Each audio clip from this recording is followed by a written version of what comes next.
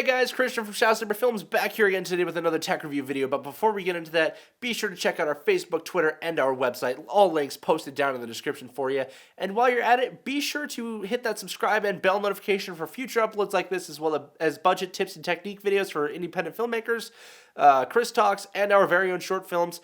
And while you're at it, also smash that like button if you enjoy the video. Now today, let's go ahead and get talking about the Zoom H4n Pro.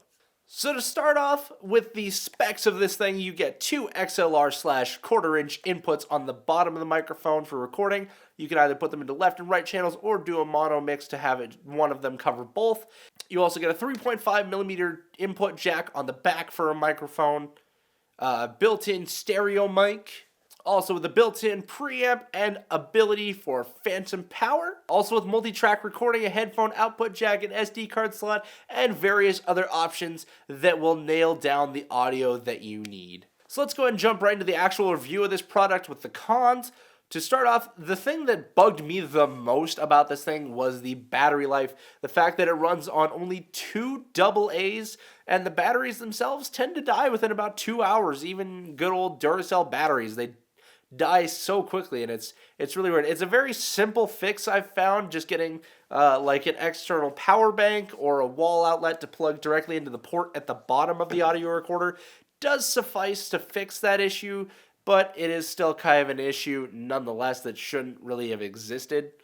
I also really was not a huge fan of the positioning of the 3.5mm mic input. The fact that they put it on the back kind of bugs me because I don't want to put a cable in there and then put it on its back on a flat surface and damage the cable, but I also don't want to flip it upside down because then I don't get to see the actual readouts on screen. So it's really kind of an issue for me because you can't really find a good position to set it at other than on its side, and even then you still have one side with the out or the headphone out jack, and you can't really put it there either. So you're left with only one side that you can really put it on, or you can hand hold it, but it's just really inconvenient at that point. And I do really like to throw in my lav mic sometimes, which I would have to throw into that port.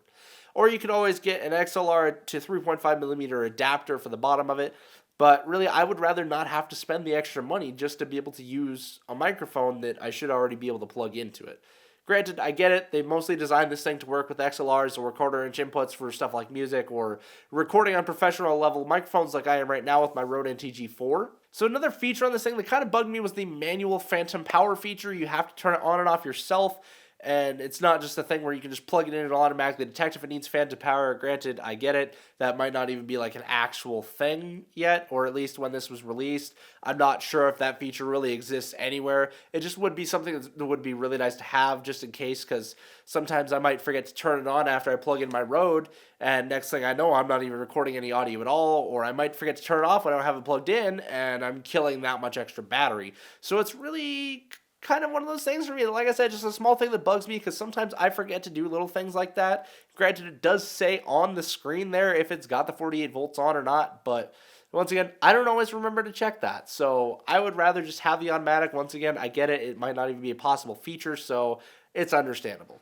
And the boot time on this thing is kind of just more of an annoyance than anything really. It takes, with the SD card in, it takes about a minute or so to boot. And like I said, it's really not that big of an issue if you've got like a studio setup or something, or you've got like plenty of time.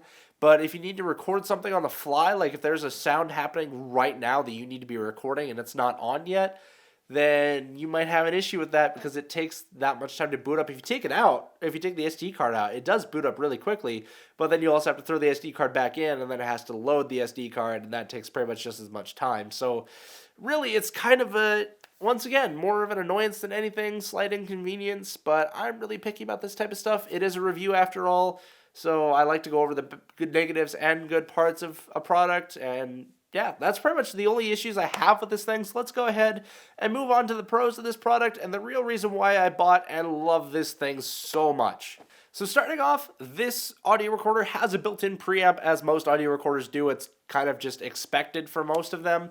But this way you can adjust your levels to get exactly what you need, get down to that minus 12 decibels in your recording so that you make sure that you're not peaking or going too low and having to raise it up in post to get all that static in there. So really having that to balance everything out there is super nice. It also comes with a 24/7 level readout, so you can check your decibel level and you know exactly where you're at and exactly what decibels you're recording at or on either channel. This audio recorder also comes with several built-in filters, my favorite of which is the low-cut filter, which can help you block out extraneous noises to narrow down the sound you want, like I am right now. I've got it recording on my voice, and I've narrowed out the frequencies that I don't really care for, and you can actually change in the menu what frequencies you want to be cut out, and it is very handy to have so you can actually narrow it in exactly what you want. I've got it set pretty much to my voice right now, so it's doing a very good job, as you can tell right here. Next up, we have the Phantom Power. I know this was kind of an issue for me before because of the fact that, well, it drains a lot of battery and it's a manual feature, so you have to turn it on and off yourself. But I do love having Phantom Power because obviously if I didn't have it, I wouldn't be able to use this microphone right now. And also, Phantom Power through an XLR cable produces such clear and crisp audio. It's just insane. Like, you can tell on this right now, even if I just compare it to my C100 audio really quick, that the quality is tremendously different. Even if I were to compare it to my Rode Video mic, which is a 3.5 millimeter input, it's a whole different level of good audio quality, and you're getting such, like I said, such clean audio that it sounds amazing and works great for doing short films and video setups like this. It's just incredible. And I actually also use this in my most recent short film, Spent. If you want to go check that out, it'll be in the info card, I think, up here. Yeah, what about all the food I buy for this place, huh?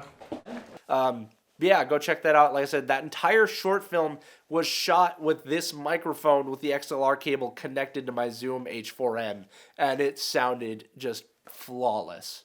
As per usual with Zoom, it also comes with a built-in stereo microphone right at the top there, which doesn't have like the best quality, but works really well in a pinch if you absolutely need it. I actually used this when I did the short film with Platinum Productions called My Story. I'll have that linked in the info card as well. But I threw it on my desk really quick, pointed at myself, and it got my voice clearly, and it actually even got the papers that I threw across the room and picked up that audio very clearly too. So it's an impressive little stereo microphone for just being a built-in feature to an audio recorder. So once again, if you're out in the field and you just need it in a pinch, like say if you're on a trip or something, you find a location with some really nice ambient sound, you can just bust this out really quick, record a little bit of that, and you're good to go. Like it's really solid. I cannot recommend this thing enough for the stuff it does. And we're not even done getting through yet. Also, as with most audio recorders, it does have a headphone out port, so you can actually listen to your audio live even while it's recording. Like right now, I can just pull up my headphones, and I can hear everything that the audio recorder is taking in right now. So I can hear like even just this little bit of static in the background that I'm probably going to be cleaning out in post. But I can hear every little thing. I can hear my voice. I can hear any sounds that go on in the background. I can hear when my chair creaks because this thing really just loves to do that sometimes.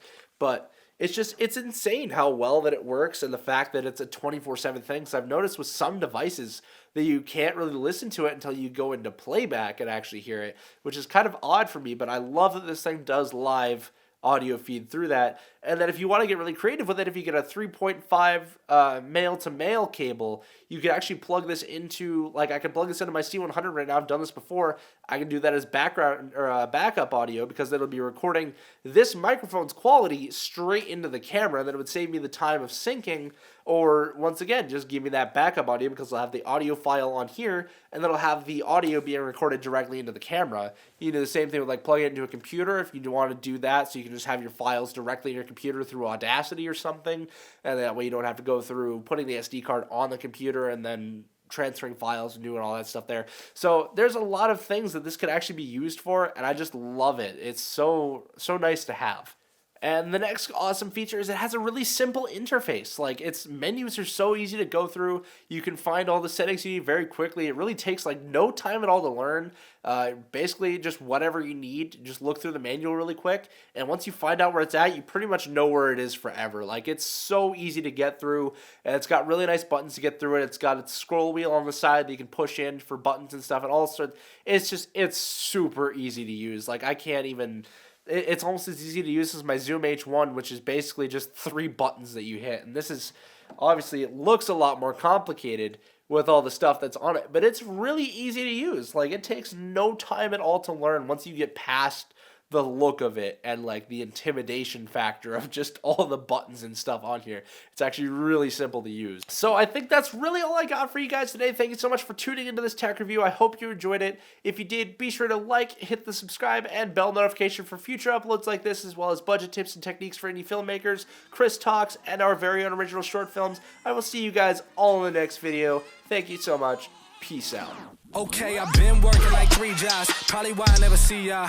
Probably why I never have time for the fake friends that won't be ya. Oh God, I've been running now. Up early when the sun is out. Not setting out my own soul, but those real ones, they coming out. Oh look who's reaching out. Old friends wanna feature now. They don't work, so they need it free. Ooh.